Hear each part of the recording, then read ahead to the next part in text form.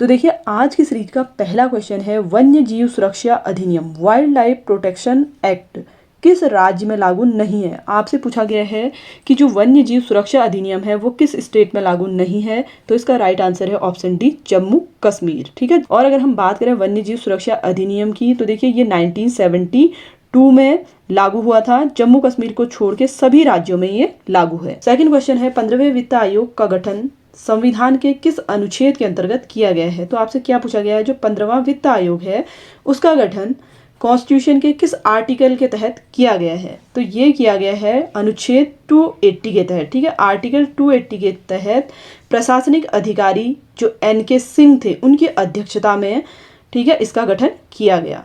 तो option C इसका right answer होगा।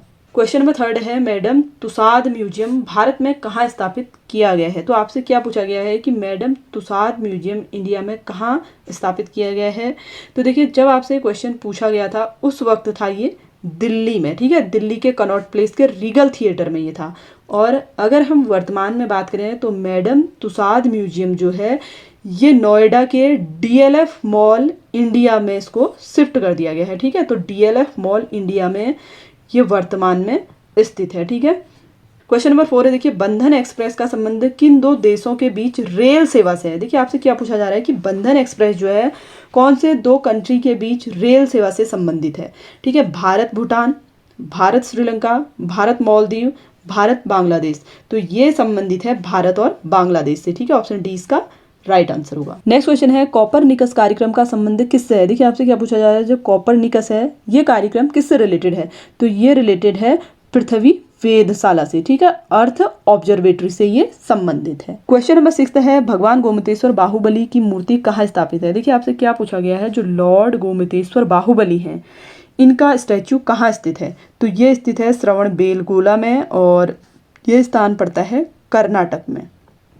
ठीक है, और इसी से रिलेटेड देखिए आप सभी को एक और क्वेश्चन में क्लियर कर दूं, जो लॉर्ड गोमतेश्वर हैं ये जैन धर्म के प्रथम तीर्थंकर ऋषभदेव के पुत्र थे। ठीक है, ये आप लोग ध्यान रखें क्योंकि आपसे पूछ सकता है जैन धर्म के प्रथम तीर्थंकर कौन थे, ऋषभदेव थे और इनके पुत्र का नाम था गोमतेश्वर। ठीक है। क्वेश्चन नंबर 23 है, COP23 क्या है। देखिए आपसे पूछा गया है कि COP23 क्या है। तो ये देखिए जलवायु परिवर्तन पर सम्मेलन है। ठीक है, जलवायु परिवर्तन से मतलब है क्लाइमेट चेंज से। ठीक है, उसके रिगार्डिंग ये एक सम्मेलन है। क्वेश्चन नंबर 9 है, ICAN का पूर्ण नाम क्या है।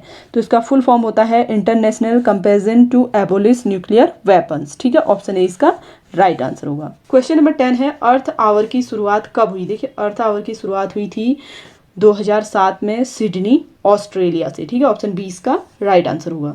क्वेश्चन नंबर 11 है, निम्नलिखित में कौन भरतनाट्यम का एक घराना नहीं है। देखिए नहीं है पूछा जा रहा है। ठीक है, जो भरतनाट्यम नृत्य है उसका एक घराना इनमें से कौन सा नहीं है।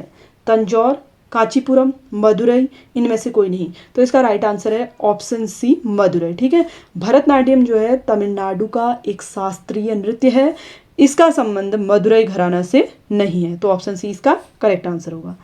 क्वेश्चन नंबर 12 है, दूषित पानी पीने के कारण कौन सा रोग नहीं होता। देखिए आपसे क्या पूछा गया है, जो पॉल्यूटेड वाटर है, ठीक है, उसको पीने से कौन सी डिजीज नहीं होती है। देखिए आपको यहाँ पर 4 डिजीज दी गई हैं, इनमें से कौन सी ऐसी बीमारी है जो गंदा पानी पीने से नहीं होती पूछ रहा है। टाइफाइड, पीलिया, मिजल्स, हैजा। तो इसका राइट आंसर है ऑप्शन सी। देखिए मिजल्स जो है वायरस के कारण होता है। ठीक है, और बाकी टाइफाइड, पीलिया, हैजा ये सब गंदा पानी पीने से होते हैं। तो इसका राइट आंसर होगा ऑप्शन सी। क्वेश्चन नंबर 13 है, मछली निम्न में किसकी सहायता से सांस लेती है। देखिए आपसे पूछा गया है जो फिश है वो किसकी हेल्प से रेस्पिरेशन करती है। तो वो गिल्स के हेल्प से रेस्पिरेशन करती है। ठीक है, ऑप्शन सी इसका राइट आंसर होगा। क्वेश्चन नंबर 14 है, विटामिन के की कमी के कारण हो सकता है। देखिए जो विटामिन के है इसकी कमी के कारण क्या होता है पूछ रहा है। तो इसकी कमी के कारण होता है शल्य क्रिया के उपरांत रुधिर स्राव, यानी कि अगर सपोज हमारी बॉडी में कहीं पे चोट लग जाती है और ब्लड नहीं रुक रहा है, लगातार ब्लड का बहाव बना हुआ है, तो उसका मतलब है कि बॉडी में क्या है, विटामिन के की कमी है, यानी कि ब्लड क्लॉटिंग नहीं हो पाती है। ठीक है, तो ऑप्शन डी इसका करेक्ट आंसर होगा। नेक्स्ट क्वेश्चन है, अंकोर वाट मंदिर कहाँ स्थित है। देखिए अंकोर वाट मंदिर स्थित है कंबोडिया में। ठीक है, ऑप्शन सी इसका राइट आंसर होगा। क्वेश्चन नंबर 16 है, कौन सी फसल जायद मौसम में उगाई जाती है। देखिए जायद मौसम से मतलब है ऐसी फसलें, ठीक है, ऐसी क्रॉप्स जो मार्च से अप्रैल में बोई जाती हैं। ठीक है, मार्च से अप्रैल महीने के बीच में बोई जाती हैं। कौन सी फसल है? वो है तरबूज। ठीक है, ऑप्शन ए इसका राइट आंसर होगा। नेक्स्ट क्वेश्चन है, एक पूंजीवादी अर्थव्यवस्था में कीमतों का निर्धारण किसके द्वारा होता है? देखिए, पूंजीवादी अर्थव्यवस्था में पूछ रहा है जो कीमतें हैं उनका निर्धारण किसके थ्रू होगा? तो ये होता है मांग और आपूर्ति द्वारा, डिमांड और सप्लाई के द्वारा ही क्या होता है? कीमतों का निर्धारण होता है। यानी कि किसी चीज़ की अगर डिमांड है तो उसकी सप्लाई उतनी ही ज़्यादा बढ़ेगी। ठीक है, तो ऑप्शन डी इसका राइट आंसर होगा। क्वेश्चन नंबर 18 है, निम्नलिखित में से भारत रत्न पाने वाला पहला संगीतकार कौन था? देखिए, आपसे क्या पूछा गया, भारत रत्न प्राप्त करने वाले पहले संगीतकार। तो ये थे डॉक्टर एम.एस. सुब्बा लक्ष्मी। ठीक है, इनको दिया गया था 1998 में भारत रत्न सम्मान। नेक्स्ट क्वेश्चन है, सूर्य के बाद पृथ्वी के सबसे निकट वह तारा कौन सा है जो पृथ्वी से 4.22 प्रकाश वर्ष दूर है? देखिए, आपसे पूछा जा रहा है कि सन के बाद, ठीक है, अर्थ के सबसे नियरेस्ट कौन सा स्टार है जो 4.22 प्रकाश वर्ष यानी कि लाइट ईयर दूर है, पूछ रहा है।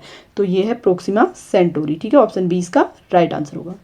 क्वेश्चन नंबर 20 है, न्यूजीलैंड में घटित विश्व का सबसे गहरा महासागरीय ज्वालामुखी विस्फोट है। देखिए, आपसे क्या पूछा जा रहा है, सबसे गहरा महासागरीय ज्वालामुखी विस्फोट।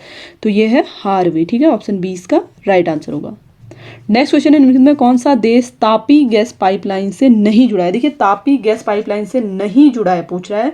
ऑप्शन है अफगानिस्तान, पाकिस्तान, ईरान, तुर्कमेनिस्तान। तो इसका राइट आंसर है option C, Iran. Question number 22 है, अंतर्राष्ट्रीय नगर ओरोविले टाउनशिप के अंतर्गत भारत का कौन सा क्षेत्र शामिल है? तो इसमें शामिल किया गया है तमिलनाडु को। ठीक है, ऑप्शन ए इसका करेक्ट आंसर होगा। क्वेश्चन नंबर 23 है, पूर्ण रूप से पहला भारतीय यानी कि इंडियन बैंक कौन सा है? तो इसका राइट आंसर है पीएनबी यानी कि पंजाब नेशनल बैंक। ठीक है, ऑप्शन बी इसका करेक्ट आंसर होगा। क्वेश्चन नंबर 24 है, यूएसए ने निम्न में से किस एक संस्था से अपनी सदस्यता यानी कि मेंबरशिप वापस ले ली है, पूछ रहा है। तो देखिए, यूएसए ने मानवाधिकार आयोग से, ठीक है, अपनी मेंबरशिप वापस ले ली है।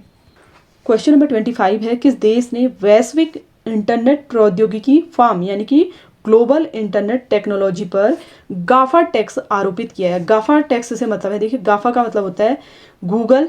ठीक है, इसमें गूगल को शामिल किया गया है। दूसरा है एप्पल, ठीक है, उसके बाद है फेसबुक और अमेजोन। ठीक है, तो आपसे पूछा जा रहा है कि गाफा टैक्स आरोपित किया है, तो ये किया है फ्रांस ने। ठीक है, ऑप्शन डी इसका राइट आंसर होगा। क्वेश्चन नंबर 26 है, अंतर्राष्ट्रीय ओलंपिक समिति का मुख्यालय स्थित है? देखिए, इंटरनेशनल ओलंपिक कमेटी का हेडक्वार्टर कहाँ है, पूछ रहा है आपसे। USA, Switzerland, Germany, France.